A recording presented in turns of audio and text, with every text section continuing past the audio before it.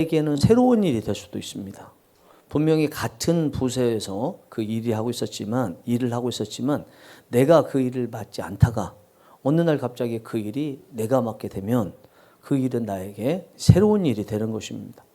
그때 늘 해오던 일처럼 능숙하게 일 처리를 잘 하시는 분도 있고요. 어쩔 줄 몰라가지고 안절부절 못 하시는 그런 분이 있습니다. 그러면 늘 해오던 분처럼 능숙하게 잘 하시는 분은 정말 했던 일이기 때문에 그런가? 꼭 그런 건 아닐 수 있습니다. 그런데 한 가지를 뭘 잘하면 그것도 잘할 수 있도록 늘 사람이 준비된 사람은 새로운 걸 맡겨도 언제나 잘해요. 그런데 새로운 거 맡겼을 때 평상시에 이런 것들을 준비할 수 있는, 할 수 있는 준비가, 사람이 준비가 안 됐으면 새로운 일 생겼을 때 일을 처리하기가 쉽지 않은 거죠. 오늘은 새로운 일을 맡을 때 어떻게 시작하고 어떻게 처리하고 또 기독교 인문학적 관점에서 어떻게 해야 되는지 살펴보도록 하겠습니다.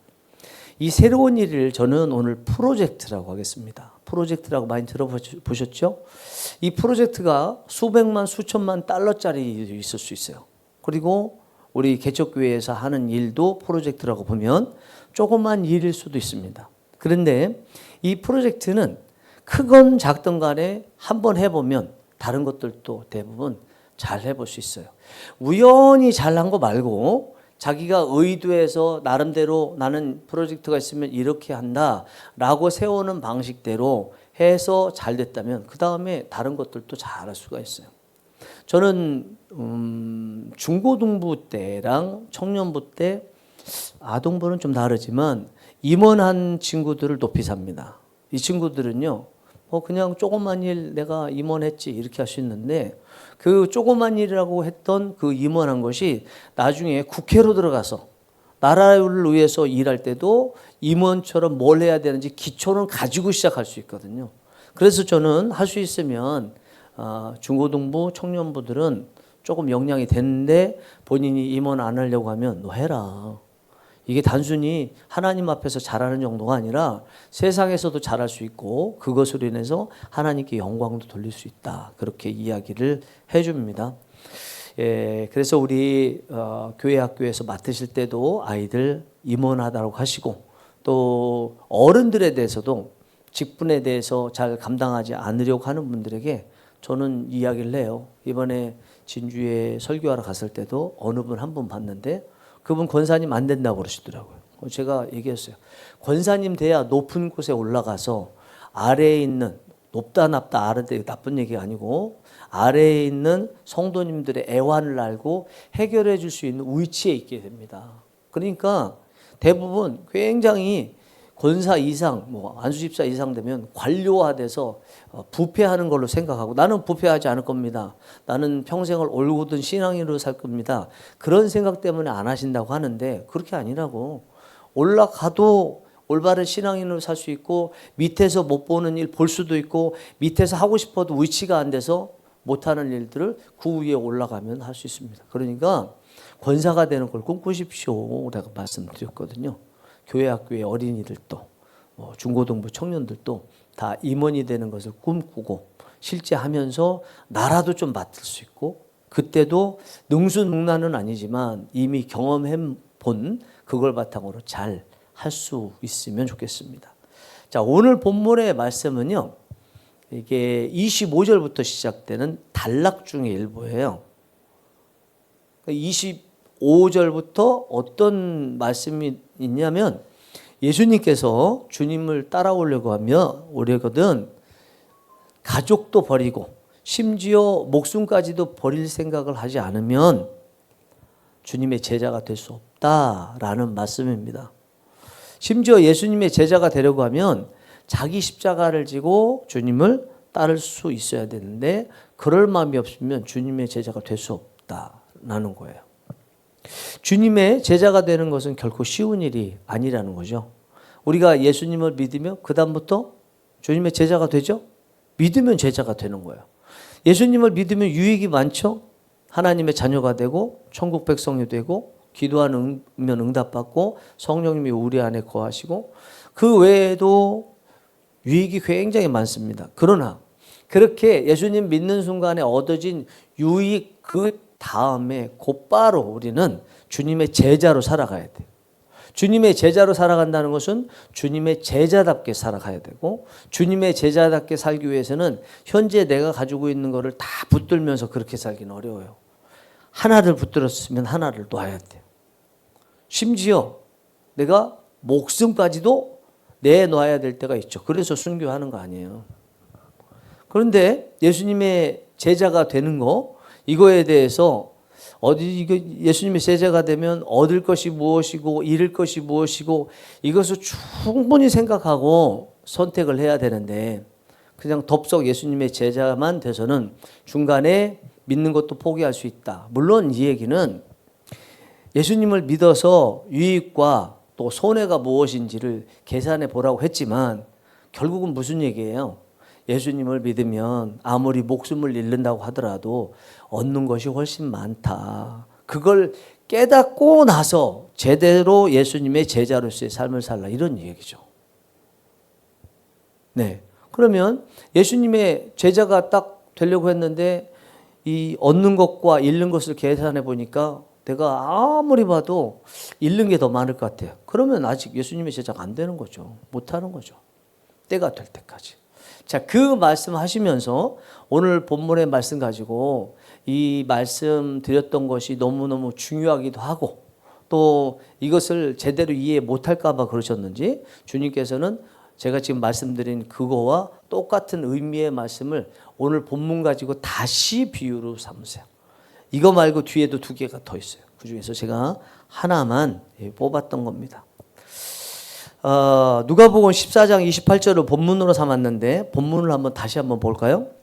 시작. 너희 중에 누가 망대를 세우고자 할진대 자기의 가진 것이 준공하기까지에 족할는지 먼저 앉아 그 비용을 계산하지 아니하겠느냐.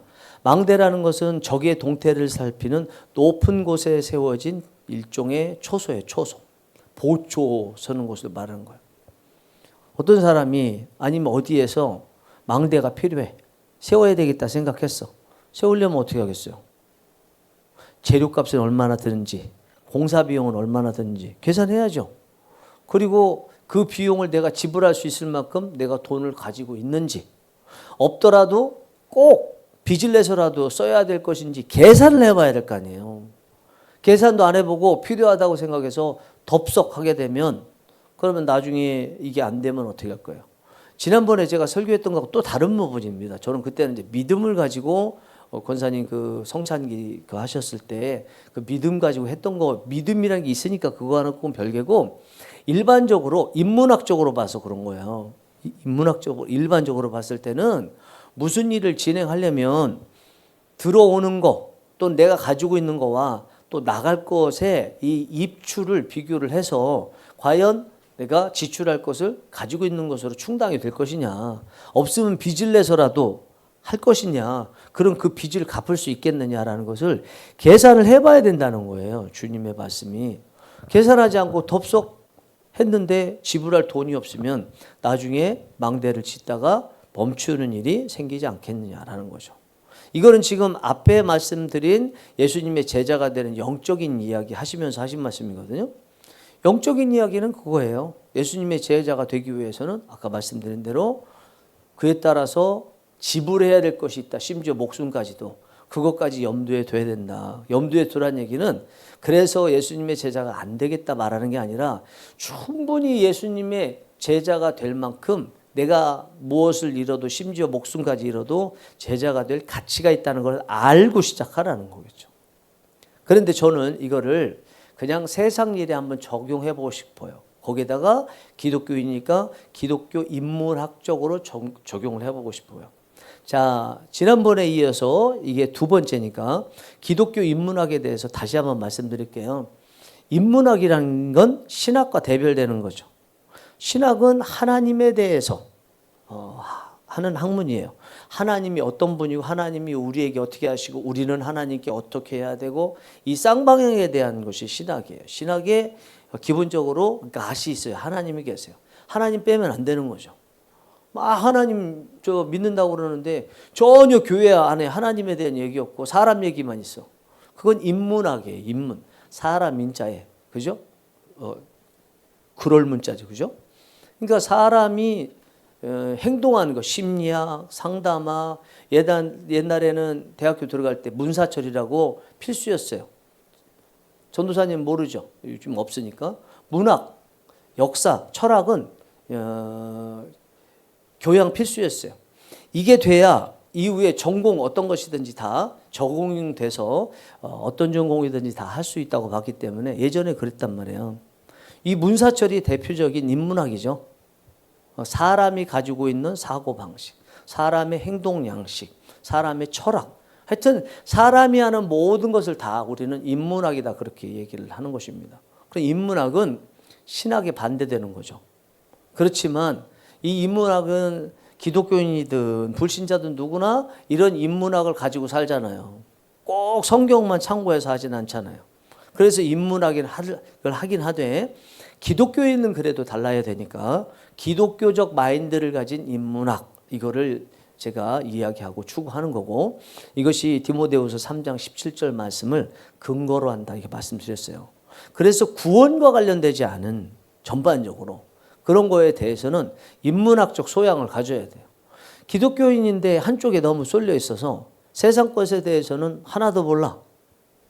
세상에 소금과 빛이 되라고 말씀하시는데 아멘 아멘 하는데 실제로 생활하는 거 보면 불신자보다 더 감각도 떨어지고 그리고 세상 걸 몰라서 어떻게 해야 되는지도 모르고 있고 또 해야 되는 걸 알고 있는데도 그대로 안 해도 괜찮은 것처럼 나는 고르반 하나님께만 드리면 됐으니 부모님께는 안 드려도 된다고 말한 것처럼 나는 하나님께만 잘하면 됩니다 하는 이런 모습으로 살아가니까 제가 늘 강조하는 기초도 안 됐으면서 위에 것만 잘하는 공중에 붕 뜨는 것 같은 보기 싫은 그런 형국이 되는 거죠. 그래서 오늘 예수님의 이 말씀을 영적인 구원이라든지 예수님을 따라가는 이것이 아니고 그냥 세상에 진짜 이 말대로 무슨 일을 새롭게 시작할 때 돈이 얼마나 드는지 아니면은 또 내가 가지고 있는 거 얼마인지 이런 것들을 알아보고 철저히 준비하고 하라. 다시 이야기하면 오늘 이 말씀에서는 철저히 준비하고 새 일을 시작하라는 것으로 제가 전하려고 합니다. 다만 기독교인이니까 기독교인 입장에서 또 기독교인답게 어떻게 철저히 준비해서 무슨 일을 하든지 나중에 펑크가 나지 않도록 할 것이냐에 대한 말씀을 전하려고 합니다. 이 말씀 제일 먼저 떠오르는 게 있었어요. 이 말씀, 이 철저히 준비하는 거. 우리 회의 많이 하죠. 이제 교회 학교도 회의도 하고 해야죠. 회의에 원래 매월 하는 원래 하셔야 되고 그 다음에 분기마다 하는 1사, 2사, 3사, 4사 분기 그 다음에 반기, 전반기, 후반기 그 다음에 이제 한 10월 말 정도 되면은 총회도 준비해야 돼요. 그런 것들을 회의를 잘 해야 돼요. 할 줄 알아야 돼요. 그리고 이제 학교에서도 회의할 것이고 권사회에서도 회의하실 것이고 그렇게 할 거 아니에요. 그렇죠? 회의를 잘 해야 되거든요. 그럼 회의는 기본적으로 우리 총회에서 권고하는 게 완전히 크리티컬한 거는 무조건 정해놨어요. 일주일 전에 주부에 공지를 해야 돼. 전화로든지 어쨌든 공지를 하지 않으면 안 돼요. 공지하는 이유가 뭘까요? 미리 안건을 알고 뭘 얘기할 것인지 준비해 오라는 거거든요. 그러면 일주일 전에 회의 공지했으면 또 일주일 후에 회의할 때 어떻게 되겠어요? 회의가 잘 원활하게 진행될 거 아니에요. 안건을 다 내거든요. 그러면 그 안건이 뭐고 왜 이걸 토론을 해야 되고 무엇을 할 것이고 나는 어떤 상황인데 어떤 얘기를 하겠다 이런 것들이 이야기가 자 의장이 자 회의 진행하겠었는데 지난주에 안건 낸 거에 대해서 의견 내십시오. 그럼 여기저기서 말이 나와야 되잖아요. 근데 회의 진행해 보면 아무도 말을 안 해. 꿀 먹은 벙어리야. 가만히 있어요. 그래서 제가 가르치는 게 지도자들은 다 안건을 미리 공지했어도 가면 아무도 준비 안 했기 때문에 지도자가 먼저 얘기를 해줘라. 그러면 우리나라는 또 마이크 한번 딱 이렇게 하면 그 다음부터 막 이러저러 말이 많잖아요. 그러면서 말하기 시작하고 노래 부르기 시작하잖아요. 하여튼 첫삽을 누가 떠야 돼. 그게 필요하다고 해서 지도자들에게 먼저 말을 하라고 하거든요. 자, 회의를 하면 아무도 준비 안 해와요. 그러면 그 안 해온 상태에서 두 부류의 사람들이 보여요. 한 부류의 사람들, 끝까지 꿀먹은 벙어리로 있는 분들. 한 부류의 사람들, 누군가 말 시작하면 그걸 붙잡고 이제 자기 의견을 내는 사람들. 이런 사람들은 전반적으로 봤을 때 준비 안 해온 상태에서 말한 것을 가지고 대응하기 때문에 비판이 많아요. 그리고 준비해온 사람은 오늘 마치기 위해서 최대한 준비해 왔는데 그 자리에서 말한 것을 듣는 사람은 이해는 되는데 이게 조금 더 숙고를 해야 될 것 같아. 근데 본인은 숙고를 안 했어. 어떻게 해야 돼요? 이대로 그냥 통과시키면 안 될 것 같아. 그러면 한 주 더 시간 갖죠? 그래요. 자꾸 늦어지게 만들어요. 그렇죠? 회의가요, 너무너무 중요해요. 누가 인도하느냐도 중요하지만 공지를 냈으면 미리미리 그거에 대해서 생각해오고 대비해서 철저히 준비를 해와야 되는데 그렇지 않으면은 맨 회의만 하고 얻는 건 없고 그럴 수가 있습니다. 자, 오늘 이 말씀 가지고요, 네 가지를 잠깐 보고 더 있어요. 좀 많아요. 그래서 오늘 네 가지 보고 다음 주에 이어서 이렇게 하도록 하겠습니다. 첫 번째는 한번 띄워주시겠어요? 올렸죠. 자, 읽어보겠습니다. 시작. 전체를 묵상해 보아야 합니다. 여기까지요. 자, 어떤 일이든지 처음 맡으면 그 일 전체를 묵상해 봐야 돼요. 네, 묵상한다는 것은 하나님의 말씀을 붙잡고든지 전체적으로 하는 것을 머릿속, 기억 속에서 또 기도 중에서 생각하는 거죠. 특별히 이런 것들은 다 우리가 간접이든 직접이든 경험을 해본 것들이에요. 그렇지 않아요? 아무리 새롭다고 그래도 뭐 텔레비전을 보든 누가 이야기를 하든 경험을 다 해본 거잖아요. 그 경험해 본 것을 기도 속에서 하나님께 보여달라고 기도하면서 전체를 보는 거예요. 이때 말하는 이 전체 본다, 이거는 내가 맡은 일만 보면 안 돼요. 거기서 또 문제가 돼요. 내 맡은 일만 보면요, 반드시 펑크가 나고 문제가 있어요. 어떤 일이든지 그 일이 되는 데 있어서는 내가 맡은 일 앞과 내가 맡은 일 뒤, 전과 후, 시간적으로도 전에 뭔 일이 있었고 앞으로 어떻게 될 것인지 이런 것들이 전체적으로 다 묵상을 해봐야 되는 거예요. 설교할 때 그러잖아요. 본문만 딱 얘기하면 이상한 얘기 나오잖아요. 오늘 한 장씩 한 장씩 새벽기도에 나가는데 오늘 얘기했어. 다음 주에 보니까 그 의미가 아니었어. 그런 것들도 있거든요. 실제로 뒤집는 게. 그렇기 때문에 전체를 묵상해 볼 때는 내가 맡은 것만 하지 말고 그거보다 좀 더 넓게, 더 크게, 또 깊이, 또 시간상으로도 이렇게 묵상을 해야 온전한 묵상을 할 수 있습니다. 예를 들어서 아동부를 맡는다. 그러면 아동부, 이 아동부 아이들 어떻게 하면 활성화시킬까 생각할 거 아니에요. 그럼 전체적으로 묵상해 보는 거죠. 아동부. 처음에 막막하거든요. 하나님, 아동부 해야 되는데 알려주세요. 그럼 쭉 생각날 거예요. 시간 지나면 생각나요. 반드시 생각나요. 그럴 때 생각나는 것만 하면 안 돼. 이거는 랜덤아이즈한 거예요.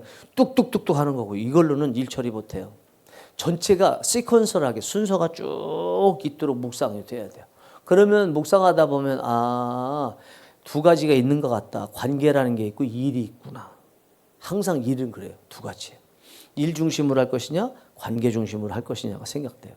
권사님은 일 중심이에요, 관계 중심이에요? 일하실 때 관계 중심. 일은 못 하시겠네 좀. 사모님은 일 중심이에요, 관계 중심이에요? 일 중심? 그러면 관계는 약간 좀. 전도사님은 일 중심이에요, 관계 중심이에요? 관계. 그럼 일은 잘 못 하겠네. 아니, 교회에서 일 잘 못 하겠네. 일은. 응?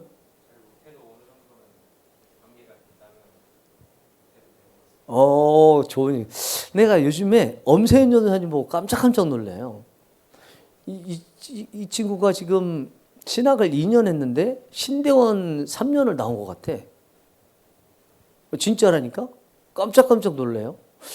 야, 옛날에 그 중고등학생 때 보다가 또 신학교 들어가서는 내가 못 봤잖아, 제대로. 학교 다녔으니까. 뭐 방학 때 한두 번 보고, 응? 또 신방 가면 고기나 먹고 그랬지. 근데 여기 와서 보니까 야, 굉장히 깊다.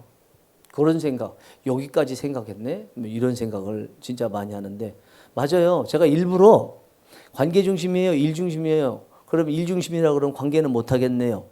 그리고 관계 중심이에요, 그럼 일 못 하겠네요. 제가 이렇게 얘기했잖아요. 근데 사실은 저게 맞는 얘기예요.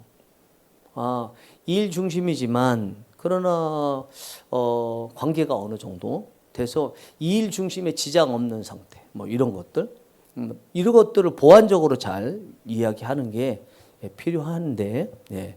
자기가 어떤 중심이냐 이게 참 중요해요. 그런데 나도 그렇지만 모든 일에는 두 개가 같이 가야 돼요. 아동부를 세운다. 그러면 아동부에 일 있잖아요. 일이 뭐예요? 예배. 제일 큰 게 공과. 그렇죠? 그 다음에 이제 뭐 예배 전에 이제 회의하는 거. 예배 후에 또 회의할 수도 있어요. 제가 있던 예수소망교회에서는 회의했거든요. 회의하는 거. 이런 것들이 주로 있겠죠. 그 다음에 뭐 수련회라든지 이런 것들, 간헐적으로 있는 이런 것들이 행사로 있겠죠. 또 관계가 뭐예요? 교사들과의 관계, 아이와의 관계. 저기 분당의 지구촌교회, 이름은 생각 안 나는데 부목사님 출신 아주 사역을 잘해서 담임 목사님이 유학 보낸 분이 있어요. 그렇지 뭐 어디 교회에 분당 지구촌 교회를 담임하시는데, 그분이 하여튼 무슨 시리즈로 이제 책도 냈거든요. 그분은 아이들을 휘어잡았어요. 근데 선생님들 거의 제외시켰어요. 마치 담임 목사가 당회는 제외시키고 그냥 성도님들 직접 만난 그런 형국이었어요. 그래서 좀 우이태우이태했어요. 아이들은 좋아하는데 선생님들이 그래서 우이태우이태했어요. 항상 할 때 일 중심, 관계 중심이 있겠지만 그러나 둘 다 놓쳐서는 안 된다. 그 관계에 아이들과 관계를 어떻게 맺을 것인가. 때로는 일 시키면서 먹을 거 사주기도 하고, 특히 트러블 생길 때 그때 그냥 좀 참기도 하고 기도하고 이런 것들이 있다는 거예요. 그래서 아동부를 한다 그러면 내가 지금 얘기한 것처럼 기도하다 보면 묵상 속에서 주일날 일과를 먼저 생각하면 나오잖아요. 제일 먼저 주일날 뭐 하지? 생각하면 처음에는 생각 안 났어. 눈 떴을 때는 생각 안 났어. 그런데 눈 감고 하니까 아이들 전화부터 해야 되는구나 이게. 그럼 생기는 거죠. 첫 번째, 아이들한테 미리 전화부터 하든지 문자부터 하고, 그리고 이제 회의 있는데 회의가 아이들 올 때 겹치면 아이들 맞이해야 되는데 안 되겠다. 그러면 그런 것들을 쭉 묵상 속에서 보완을 하는 거예요. 자, 우리 지금 개척교회잖아요. 개척교회라 우리는 다 새로운 일이죠, 사실은. 동산교회에서 아무리 뭐 했어도 여기서 일을 하고 또 다르잖아요. 그러면 우리가 주일날 이거 봉사하고 하는 거에 대해서 전체를 묵상해 봐야 돼. 그래야 경험 이런 거 상관없이 원활하게 일들을 할 수 있어요. 권사님은 여기서 할 때 그 묵상 같은 거 해 보셨어요? 전체적으로 이렇게 스캐닝 하듯이 당일날 것 쭉. 어떠세요? 안 해봤어요? 전도사님 해보셨어요? 사모님은요? 하셨어요? 오, 네. 네. 그렇게 전체를 묵상해 보면요. 무슨 좋은 유익이 있냐면 일이 연결돼서 쭉 생겨서 뭐 하나가 빠져도요. 그래도 이거를 메울 수가 있어요. 안 그러고 그냥 이게 브레인스토밍이라고 하죠. 생각나는 대로 하는 거. 그거 똑똑똑 하면 나는 뭔가를 알았다고 그러는데 이게 올검해 보면 빠지는 게 너무너무 많아요. 그래서 우리가 무슨 일을 할 때 전체적인 것을 묵상해 보는 게 꼭 필요하다. 지금 맡게 되실 교육부서 또 다른 것들에 대해서도, 그 다음에 교육부서라고 크게 했지만 또 그 안에 들어가면 공과가 있을 거 아니에요. 공과 내에서도 또 전체를 묵상해 보는 거죠. 큰 그림 묵상해 보고 또 작은 이렇게 묵상해 보면 필요한 것도 알고 또 내가 어느 부분에 보완을 해야 되는지 이런 부분도 잘 알 수가 있습니다. 자, 그렇다면 좀 전에 여쭤보니까 두 분은 아직까지 안 했다고 그러고 한 분은 하셨다고 그러는데, 하여튼 점수가 지금 그렇게 되면은 1점, 2점에다가 저쪽은 한 7점에서 10점 사이 이렇게 되실 거니까 적어도 6점 이상은 될 수 있도록 꼭 하시기 바랍니다. 이거는 무슨 일이든지 아까 말씀드린 대로 꼭 필요해요. 학교 들어가서 학교 이제 새롭게 시작하는 거에 대해서도 어떻게 그거를 해낼지, 그거를 교회학교 아이들한테 팁을 줄 수도 있어요. 한번 생각해봐. 일단 묵상이라는 얘기 하지 않고, 야, 학교 가면 무슨 일 있을지 눈 좀 감아볼래? 뭐 있는 것 같아? 얘기하고 들은 다음에 이걸 묵상이라는 걸로 하면 좋단다. 그걸 하나님께 하나님 보여주세요. 학교에서 무슨 일이 있는지 보여주세요. 이렇게 해서 애들이 좀 전에 자기가 눈 감고 생각한 것보다 더 많이 생각하면 이런 거를 무슨 일을 하든지 항상 하면 좋단다 라고 가르치면 아이들이 지금은 몰라도요, 나중에 많이 커요. 실제로. 무슨 일 맡겨도 두려워하거나 그런 거 없습니다. 자, 두 번째, 이제 묵상이 끝났어요. 그 다음에 해야 될 일이 있어요. 자, 띄워줘 보시고, 같이 읽겠습니다. 시작. 묵상 후 첫 번째 할 일은 현재 상황을 파악하는 것입니다. 정확히 말하면 대상을 파악하는 거예요. 대상. 사람이라면 함께 일하거나 아니면은 내가 일을 내서 혜택을 받을 그 사람이 누구인지, 그 사람의 심리 상태는 어떤지, 이 사람이 신앙을 가지고 있는지, 신앙 가지고 있지 않은지, 경험은 얼마나 됐는지, 이 사람에게 위크 포인트, 뭔가 단점이라든지 괜히 건드리면은 사이가 갑자기 나빠지는 그런 일이 있는지 이런 것들을 잘 살펴야 돼요. 저는 기획법을 강의를 냈어요. 30 몇 가지로 해가지고. 그 기획법의 첫 번째, 기독교인이었음에도 불구하고 묵상에 대해서는 그때 당시에 얘기 안 했고요. 첫 번째가 뭐였냐? 대상 파악이었어요. 철저하게 대상 파악이 돼야 돼요. 대상 파악이 안 되면 무슨 일이 생기냐면 농부들 앉혀놓고요, 공장 돌리는 법을 강의할 수 있어요. 지금 막 돌아가시기 일부 직전 어르신들에게 건강에 있어서 100세까지 살기 이런 강의할 수 있어요. 얼마나 기분 나쁘겠어요. 그죠? 죽어가고 있는데 지금 병을 낫고 조금이라도 더 하루하루 건강하게 살 수 있는 이런 방법 해야 되는데 100세까지 사는 방법. 너무 딱 건너뛰기 하는 거. 그럼 뭐가 잘못된 거예요? 그 강의 자체가 잘못된 건 아니잖아요. 뭐가 잘못됐어요? 대상하고 안 맞는 걸 강의를 한 거잖아요.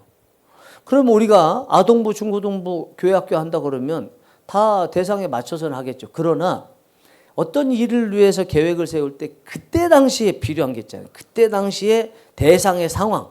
이게 아동부를 하더라도 중고등부를 하더라도 어제까지와 또 다르잖아요. 그런 것들을 충분히 파악을 해야 돼요. 묵상하면서도 파악하고 조사하면서도 파악하고 거기서 이번에 특징을 잡아가지고 그 특징을 살려서 이 프로젝트를 어떻게 진행할 것인지를 마련을 할 수 있어야 됩니다. 이것이 될 수 있을 때 그 다음 단계들이 옳은 방향으로 갈 수 있어요. 정말 이게 안 되면요, 준비 열심히 했는데 아까 말씀드린 대로 100세 이상 사는 거 열심히는 했는데 엉뚱한 것에서 욕만 더 먹을 수도 있어요. 권사님, 계획 세울 때 대상 파악하는데 시간 좀 들이세요? 대상 파악하는데 시간 들이기도 그렇고 어떤 쪽에 주안점을 두고 주로 파악하세요? 이렇게 질문했을 때 알아들으셔도 되고 못 알아들으시면 이제 그렇게 안 해보신 거니까 나중에 하시면 되고. 어떠세요? 권사님이 지금까지 하셨던 것 중에 프로젝트처럼 뭘 한 게 뭐가 있어요? 없어요? 교회학교 반운영하는 거 했어야 되거든요. 그거 이제 수련회 간다 그러면 교회학교 그 부서에서 중고등부에서 수련회를 계획을 하셨겠지만 그러나 권사님 반은 그 안에서 또 할 게 뭔지를 파악해야 돼요. 수련회장 가서 기도를 좀 더 시킨다든지 뭐 이런 것들 있잖아요. 그런 것들은 우리 대상에 맞춰야 되니까 대상 파악을 해야 되거든요. 전도사님은 뭐 할 때 대상 파악에서 한 적 있어요? 있을 수도 있는데 구체적으로 정말 대상 파악이 모든 일의 첫 번째 할 일, 중요한 일이다. 여기서 잘못하면 첫 단추 잘못 깬 거나 똑같다 생각하고 그 정도로 중요하게 여기고 대상 파악한 적 있어요? 주로 뭘 중심으로 파악해요? 사람마다 좀 다른데. 사람 중심. 계속 사람이네. 좋아요. 관계가 중요하군요. 네. 사모님은요? 사모님 또 다른 방향의 성품이시니까 또 그쪽에 배울 것이 있으니까.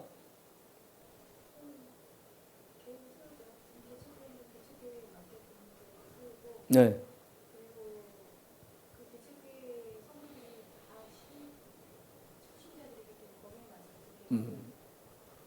이 사모님에 대해서는요, 오해할 수 있는 게 하나가 있어요.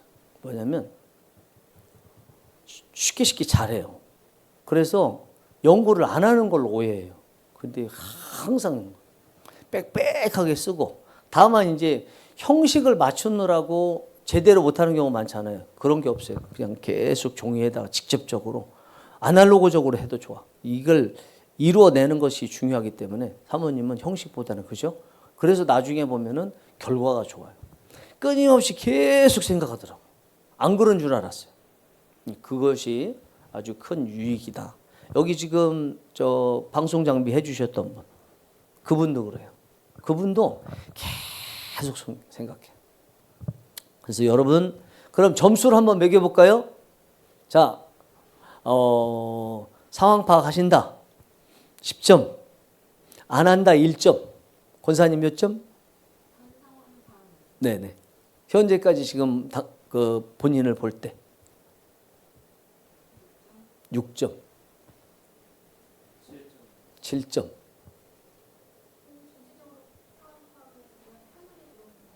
9점, 10점. 네, 좋습니다. 저도 뭐 그 정도 되는 것 같아요.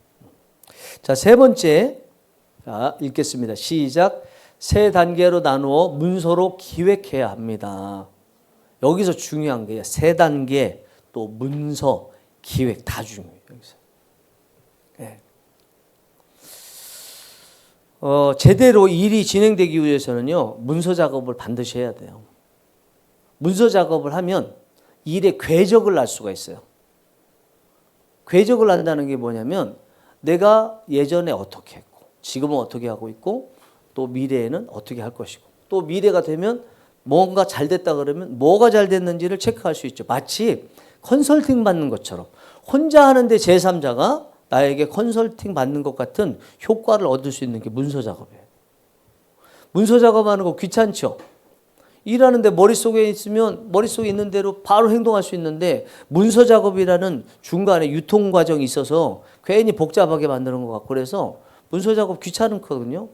그런데 좀 전에 말씀드린 대로 문서 작업을 해야 내가 개선해 나갈 수도 있고, 그리고 내가 잘못할 때 보완해 나갈 수도 있지만 또 내 스스로를 격려할 수도 있어요. 그리고 같이 일할 사람이 있다 그러면 그 사람하고 내 정보를 공유할 수 있죠. 말로가 아니라 이 페이퍼로 공유하면서 서로 협업해 나갈 수가 있습니다. 그리고 어떤 부분에 다 같이 잘하지 말고, 당신은 이거 잘하니까 당신 이것만 좀 더 중점해 주고, 나는 이거 잘하니까 이걸 또 중점하겠다. 이거를 문서 작업을 통해서 할 수가 있습니다. 이게 참 중요해요. 계속 얘기하죠. 전도사님한테도 얘기했죠. 기획서 해보시라고. 그래서 다른 데 또 좋은 자료가 있다고 말씀하셔서 지금 맡겼던 상태고, 권사님께도 문서 계속 작성해야 된다고 말씀을 드렸습니다. 자, 문서 작성할 때요, 꼭 우리가 생각해야 되는 게 세 가지 단계가 있어요. 너무너무 중요해요. 선교 나갈 때도 마찬가지고, 무슨 일이든지 다 마찬가지. 크게 보면 세 가지가 있어요. 그거는 지금 하는 일이 프로젝트라고 그랬잖아요. 프로젝트라는 것은 당일에 해당되는 뭐가 있는 거예요. 결과가 있는 거예요.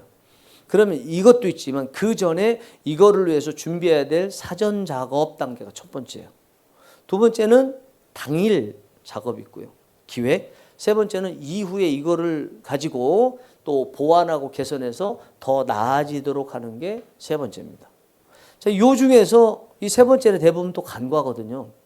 기도해도 이 세 번째에 대해서는 별로 기도하지 않아요.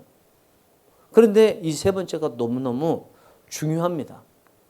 이것이 보완에 대해서 또 개선에 대해서 이것을 염두에 두고 있어야 이런 것들도 또 같이 맞춰서 하는 거예요.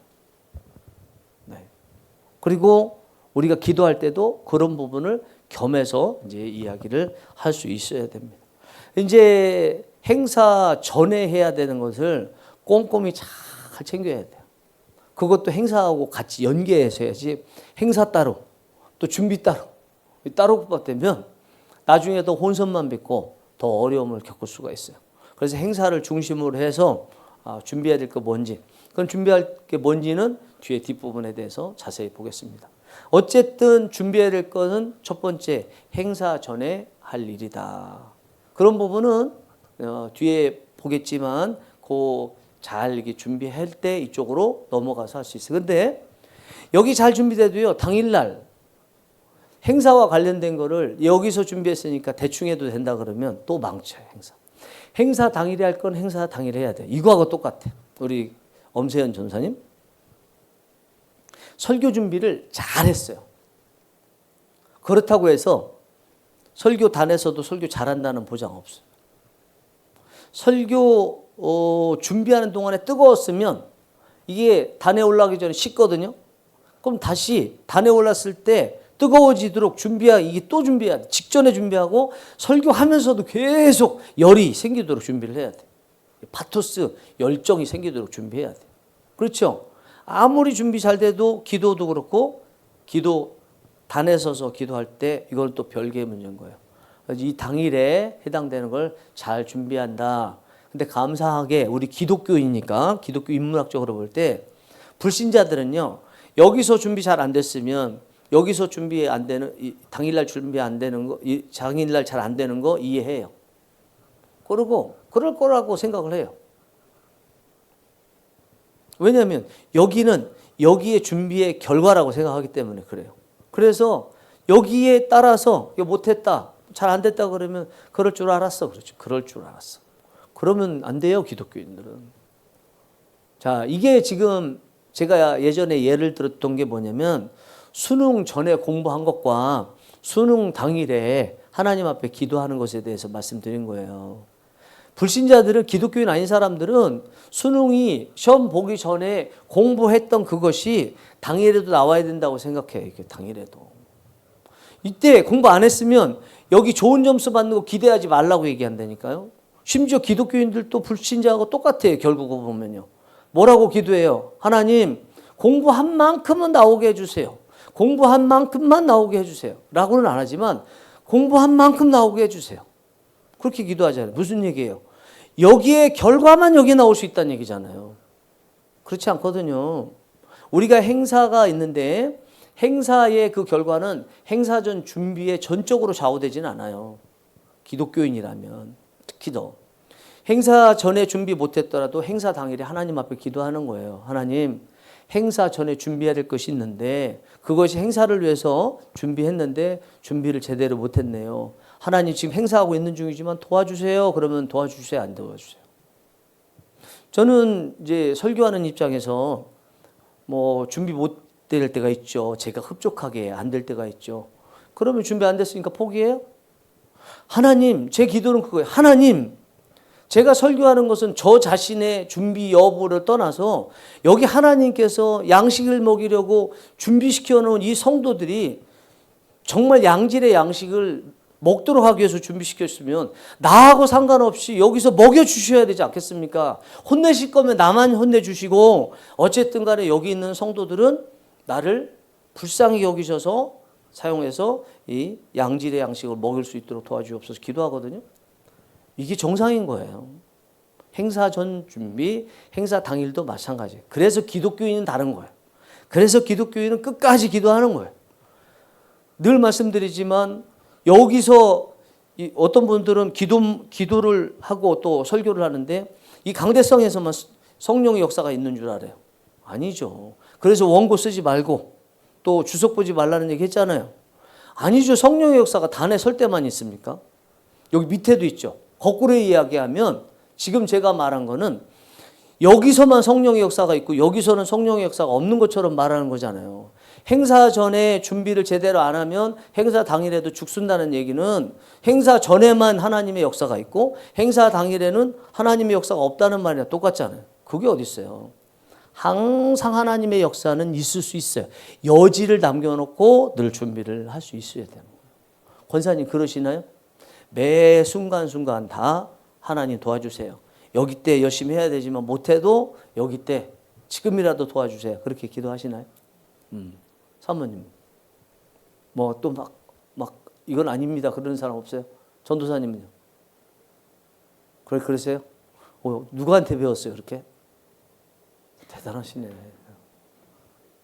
그 다음에 이제 여기 끝나면 자 당일에 잘했어요. 여기를 잘해야 돼요. 여기를 평가를 잘해야 되는데 저는 여러분들께 부탁을 드리자면 많은 평가를 해봤거든요. 후기. 그런데 후기를 할 때 이쪽 거 부족했던 거 말하는 거 그리고 보완하려고 이제 하잖아요. 그런데 거의 보완 안 되더라고요. 그래서 차라리 잘된 거 축복하는 걸로 여기서 맞췄으면 좋겠어요.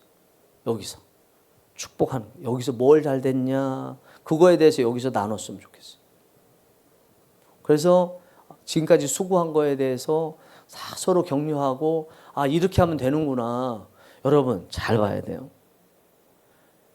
최종적으로 우리에게 나타나는 것은요 감정이거든요.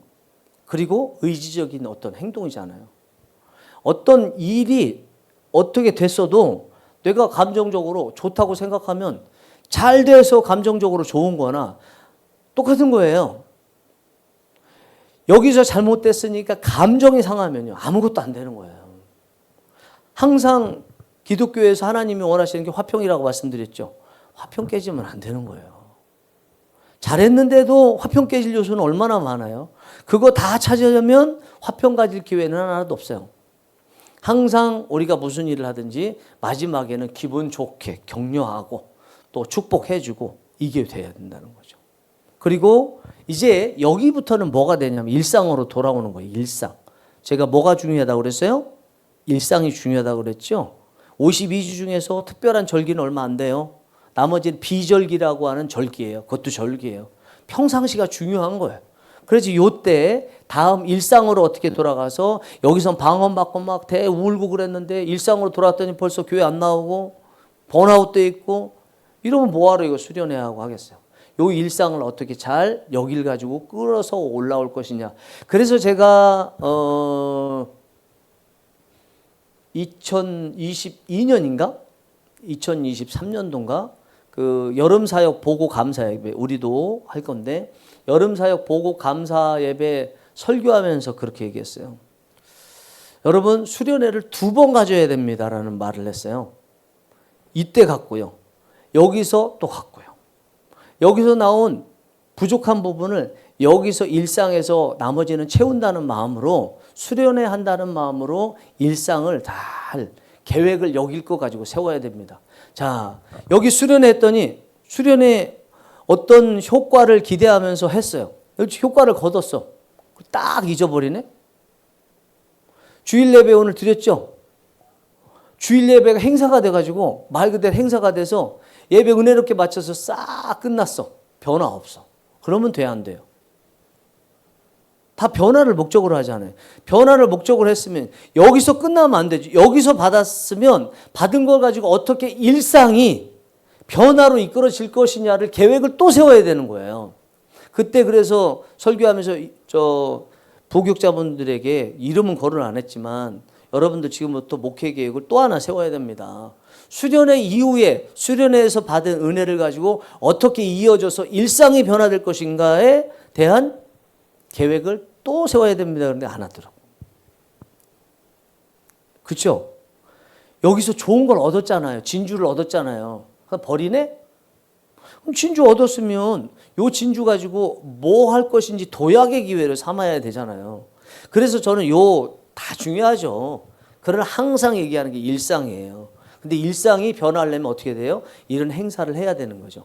행사에서 얻은 걸 가지고 이걸 도약해서 일상이 변화되도록 어떻게 계획을 세우냐. 그래서 수련회는 2가지로 같이 세워야 된다니까요.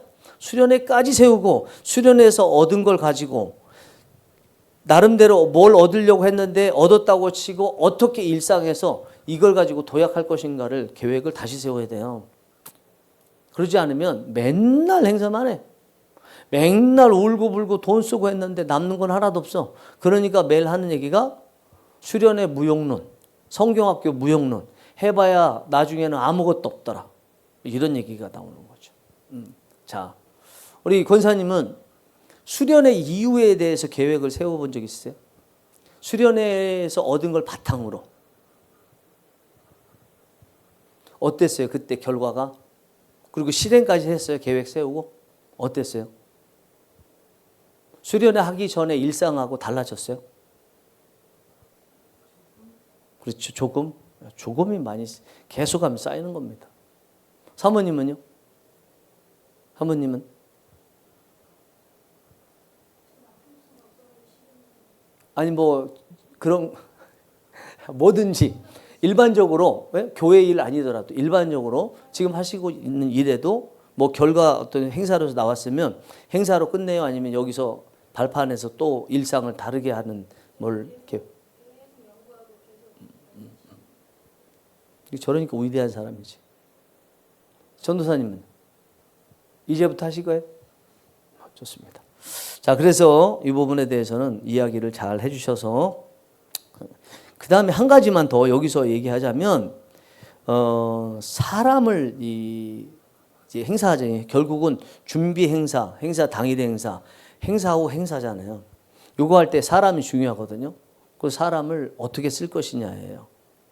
만약에 내가 사람을 쓸 수 있는 권한이 있어서 내가 원하는 사람 쓰면 좀 달라. 그런데 누군가 사람을 다 배치시켜놨어.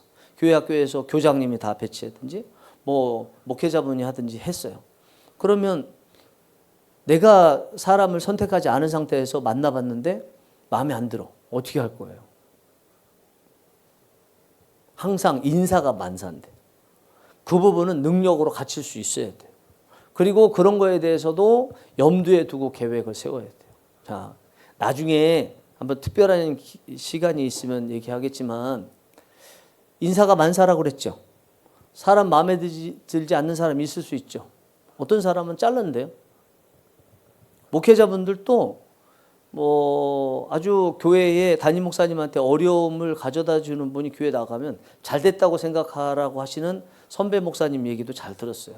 나름대로 이유는 있지만 저는 근데 그렇게 안 했어요. 보세요. 지우개가 있잖아요. 지우개 쓰다 보면 더러워질 수 있죠. 그러면 더러운 게 싫어. 반 맡았는데 반 아이들 중에 장기결석자, 아우 걔 때문에 내가 출석률 100%가 안 돼. 그럼 딱 떼버리듯이 지우개 더러워서 칼로 살짝 슬라이싱 하듯이 떼버렸어요. 깨끗해졌죠. 그 다음에는요. 계속 깨끗해요? 아니죠. 또 더러워지겠죠. 또 잘라요. 나중에 뭐만 남아요? 아무것도 안 나와요. 사람도 마찬가지. 사람이 잘못됐다, 부족하다, 우리하고 안 맞다 해서 잘라버리기 시작하면요. 처음에는 괜찮은 것 같은데 아무도 안 남아요. 우리 교회에 부흥 여러 가지 오는 것도 있지만 오고 난 다음부터 관리를 잘해야 되는데 그 관리가 뭐냐? 누구든지 품을 수 있는 관리가 잘 돼야 돼요. 저 사람 이런 냄새 나는 거 당연하지. 이 사람 당연하지. 사람 사는 것은 다 각양각색의 사람이 다 있다는 것을 인정하지 않으면요. 그 사람만 별스럽게 나쁜 사람 같아요. 그러면 들어오는 건 많지만 나가는 사람도 많아요. 교회 부흥 안 돼요. 무슨 일이 있는지 마찬가지예요. 마음에 안 든다고 자르는 그런 일 하지 마시기 바랍니다. 끝까지 품으시기 바랍니다. 품는 거에 대해서는 기독교인 입장에서 봤을 때 성경적입니다. 하나님은 능력을 보지 않으십니다. 하나님은 얼마나 사람을 사랑하느냐 이것을 보시기 때문에 여러분들은 사람 사랑하는 거 이걸 잘 하시고 또 이제 출석 체크 이런 것들 하실 텐데 어떤 친구는 너무 연락 많이 해가지고 선생님 전도사님이 연락해서 안 나온다고 할 수 있겠죠. 구역장님이 너무 연락해서 안 나온다고 할 수 있겠죠. 또 어떤 친구는요. 아우 우리 전도사님 관심도 없어요. 전화도 한 번도 없고 문자도 안 주고요. 뭐 제가 가도 뭐 시큰둥만 그래요. 그래서 안 올 거예요. 그러고 그래요. 결과로는 둘 다 똑같이 안 나오죠. 기독교적 입장에서는 어느 쪽을 선택해야 될까요? 하나님의 자녀 입장에서 하나님이 세우신 리더 입장에서 불신자 말고 어느 쪽을 선택해야 될까요? 불신자는 다를 수 있어요. 이것도 되고 저것도 된다고 할 수 있지만 저는 하나님 입장에서 생각해요. 어떤 걸 선택해야 되나? 귀찮아서 안 온다는 쪽을 차라리 선택하도록 하세요. 내가 사랑해서 했어. 그거에 대해서 좋아하는 친구도 있고 싫어하는 사람도 있는데 그걸 내가 일일이 성향을 어떻게 알아요? 그냥 성경대로 나는 다 그 사람들 애들 알지 못하니까 나는 하나를 선택하리라.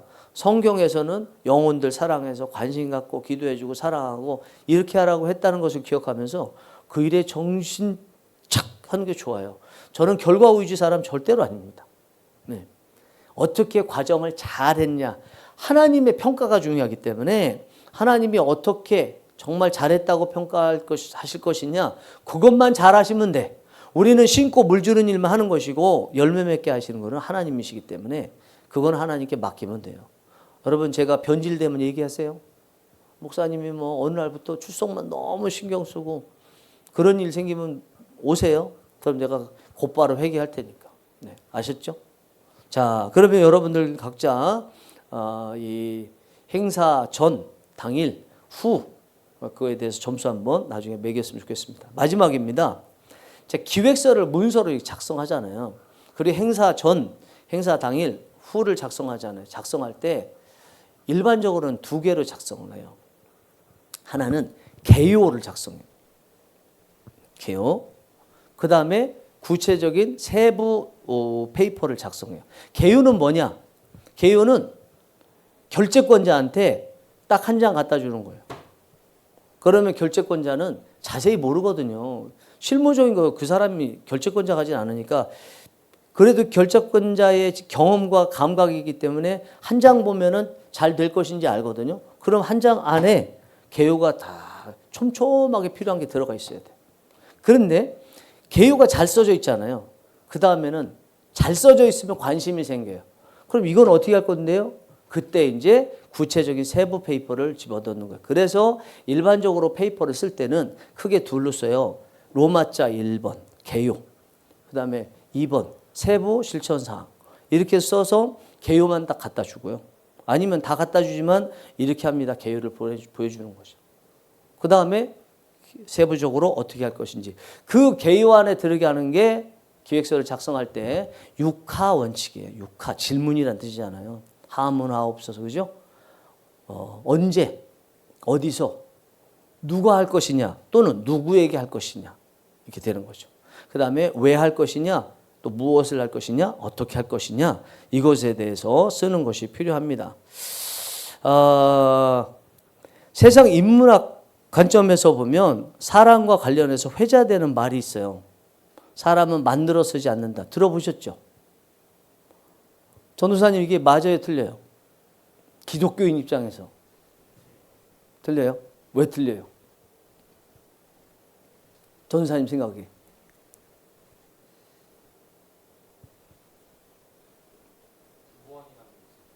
구원이라는 오 기가 막혀요. 네? 기가 막혀. 잘 키우셨어요. 잘 컸을 것 같아. 엄마가 키웠겠어? 지가 컸지. 네. 저는 이 말 들으면 화나.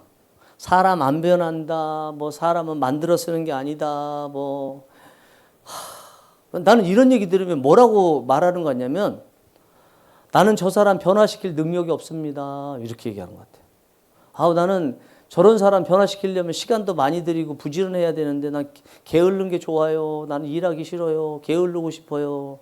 그냥 노력하지 않아도 이미 만들어진 사람 보내주세요. 이렇게 얘기하는 것 같아요.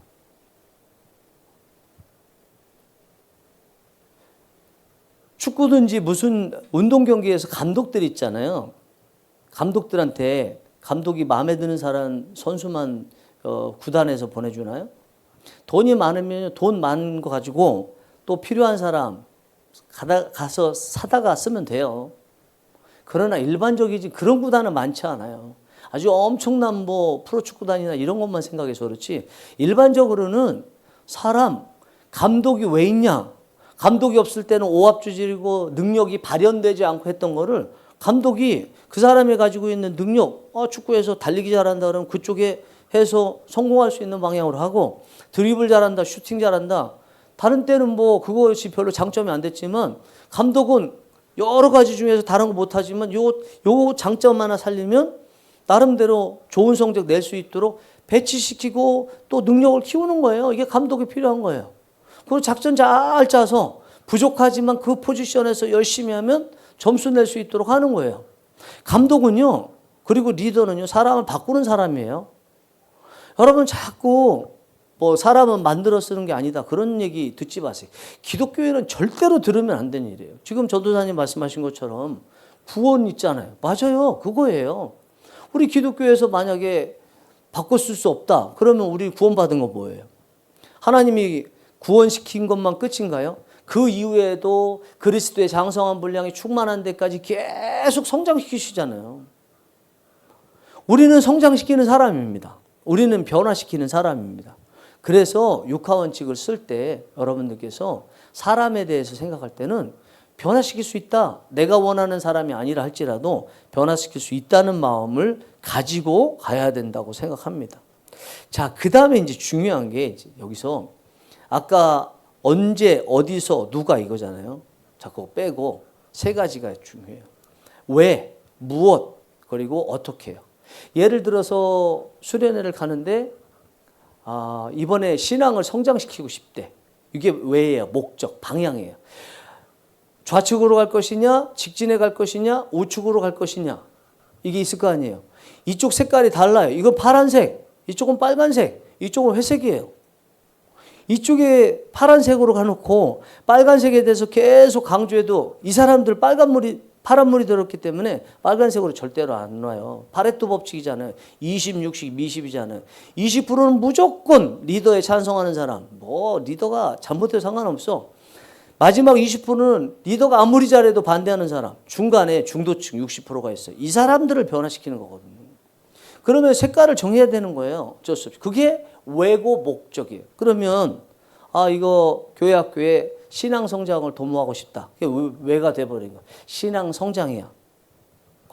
무엇을 가지고 갈 것이냐가 나오죠. 그게 목적. 그게 이제 무엇이 되는 거예요. 무엇. 신앙 성장시키는데 뭘 가지고 시키지? 그래, 성경 공부를 하자. 됐어요. 그게 무엇이야. 그 다음에는 성경 공부만 가지고 방법이 없잖아요. 방법을 생각하는 게 어떻게 하는 거예요? 이 성경 공부로 신앙 성장을 하기 위해서 일주일에 뭐 얼마 동안 성경 범위 주고 읽도록 한다든지, 매일 큐티를 하도록 한다든지, 아니면 성지순례를 다니면서 성경의 중요성을 깨닫도록 일단 이번 기회는 한다든지, 이런 것들을 구체적으로 나타낸 것이 어떻게 한 거예요. 대부분 왜는 있어. 그런데 무엇하고 어떻게 하고 의미도 모르고, 그리고 이것 온전히 잘 하지도 못해서 서로 짬뽕 됐어요. 왜는요, 굉장히 추상적이에요. 신앙 성장 추상적이잖아요. 얼마나 성장시키고 이런 거 없거든요. 그러면 이것만 가지고는 구체적으로 안 돼요. 그 다음에 하는 것이 구체적으로 무엇을 가지고 할 것이냐, 손에 잡혀야 돼. 그러면 나중에 이게 무엇을 가지고 한다고 했는데 검사해 봤을 때 성경을 가지고 했다라고 만약에 계획을 세우면, 성경을 가지고 하지 않으면 잘못됐다고 나올 거 아니에요. 체크가 가능하죠. 성경을 가지고 했으면 잘했다고 동그라미 치겠죠. 무엇부터는 체크 가능한 항목을 잡아야 되는 거예요. 추상적인 게 아니고. 잘했냐 못했냐 이거를 무엇부터 그다음에 어떻게에 대해서는 진짜 이걸 했느냐 확인할 수 있는 숫자, 했느냐 여부, 항목 이런 걸로 잡는 거예요. 그러면 이제 아까 말씀드린 대로 성경 공부를 했다. 그거 어떻게 할 것이냐? 매일 큐티를 하기로 했다. 그러면 큐티를 하고 있는지 확인할 수 있죠. 그렇죠? 그 계획 세웠으니까 그런 것들로 어떻게 할 것인지를 삼는 거예요. 그래서 마지막에 가게 되면 이런 것들이 잘 됐는지 무엇과 어떻게 해서는 확인 다 가능하고, 그래서 다 왜와 무엇과 어떻게가 하나로 주제하에서 일맥상통하게 됐느냐가 나와야 돼.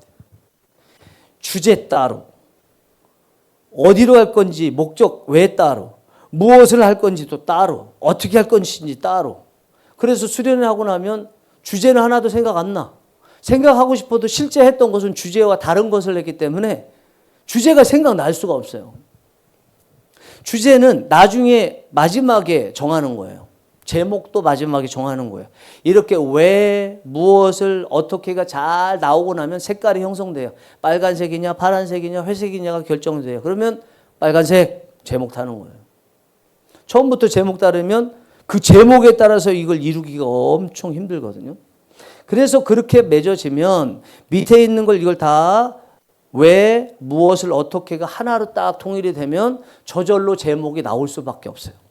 그리고 그렇게 된 거는 제목을 딱 주면 그 다음에 구체적으로 하는 왜, 무엇을, 어떻게 할 것인지가 또 펼쳐져서 딱 머릿속에 생각날 수밖에 없어요. 설교도 마찬가지고 무슨 일을 하든지 다 마찬가지예요. 그래서 하나의 색깔로 수렴을 시켜라. 제가 지금 일부러 색깔을 말씀드렸는데 결국은 색깔로 보여주는 게 좋아요. 이번에 어떤 색깔이었나? 따뜻함이냐? 차가운 머리냐? 아니면 중간지대의 온건함이냐? 이런 것들을 딱 색깔을 정해놓고 왜도 그 색깔인지 무엇도 그 색깔인지 어떻게도 그 색깔인지를 잘 색깔을 느낌으로 조정하면서 어느 부분에서 지금 피트가 빗나갔는지 찾으면서 맞춰 나갈 필요가 있습니다. 그렇게 하면 박수 쳐줘요. 진짜 박수 쳐줘요. 대부분 해보면 중급 정도까지 가도요. 이 세 가지 왜, 무엇을, 어떻게를 일맥상통하게 하시는 분들 거의 찾아보기 어려워요. 저도 그 시기를 겪었고.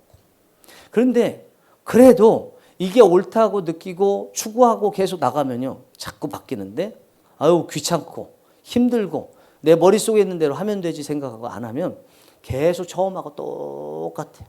성장은 한 것 같은데 이게 삐뚤어져서 성장했어요. 웃자랐어. 그런 일들이 많아요. 자, 권사님은 왜, 무엇, 그 다음에 어떻게에 대해서 정확한 개념을 잡고 계셨어요? 어떠세요? 그리고 그렇게 안 됐으면 쉽지 않은데 그 세 가지를 일맥상통하게 엮어서 하려고 해보셨어요? 하려고 해보셨어요? 자, 지금은 이제 맡게 되는 부서에서 그걸 조금 적용해 볼 수 있겠죠. 그죠? 전도사님 어떠세요? 이 세 가지를 따로따로 이렇게 해서 개념을 정확하게 잡고 특별히 무엇하고 어떻게에 대해서 확인 가능한 것으로 했었어요. 그리고 왜는 확인 가능한 게 아니고 조금 두루뭉실하지만 어떤 추상적인 그런 의미 같다. 그런 거를 알고 계셨어요?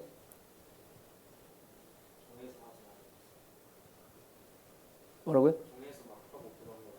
정해서 하고 그런 건 아닌 것 같고 들어보니까 이렇게 해야 되겠죠. 네, 진짜 해야 돼요. 뭐 아까 말씀드린 구체적인 건 조금 놓치더라도요. 이 세 가지 큰 줄기는 잡아야 돼요. 꼭 잡아야 돼요. 사모님은요? 저분은 뭐 많이 하신 분이라 그렇죠? 10점 만점입니까? 만점은 아니에요? 좋습니다.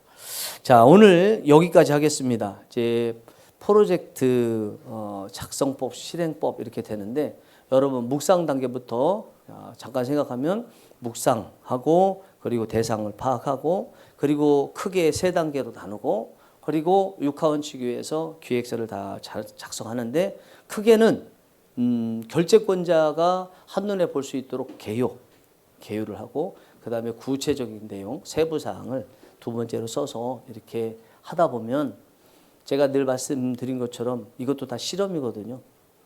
내가 딱 했는데 그게 완성품이 될 수 있는 건 없어요. 해봐야 더 제대로 자리를 잡을 수 있어요. 우리 성령이 일하시는 교회는 쓸데없는 페이퍼는 아니지만 필요한 것마다 자꾸 페이퍼를 쓰셔서 여러분 스스로 상담하듯이 궤적을 그리고 성장케 되는 은혜가 있기를 원합니다. 네, 기도하겠습니다.